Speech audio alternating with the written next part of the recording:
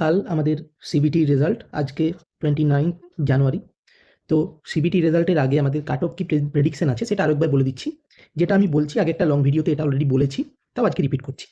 ইউআরএ যদি সিবিটির lowest marks হয় out of 100 52 এবং ইন্টারভিউতে অ্যাভারেজ মার্কস হয় 8, সেক্ষেত্রে ফার্স্ট রাউন্ডে আনরিজার্ভদের ক্ষেত্রে কাট অফ যাবে 64 to 66 এবং সেকেন্ড রাউন্ডে এটা 2 নাম্বার কমতে পারে, মানে 62 to 64। এসসিদের ক্ষেত্রে যদি সিবিটির কাট অফ যায় 40 আউট অফ 100 এবং ইন্টারভিউর অ্যাভারেজ মার্কস হয় 8, তাহলে কাট অফ ফাইনালে যাবে 48 to 49। ফর এসটি 25 যদি কাট অফ যায় সিবিটিতে আউট অফ 100, তাহলে অ্যাভারেজ ইন্টারভিউ নাম্বার 8 হলে 36 to 38 যাবে ফার্স্ট রাউন্ডের কাট অফ।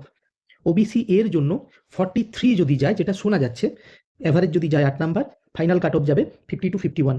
এবং ওবিসি বির ক্ষেত্রে যদি 50 কাট অফ যায় আউট অফ 100 সিবিটিতে এবং অ্যাভারেজ ইন্টারভিউ 8, তাহলে 54 to 55।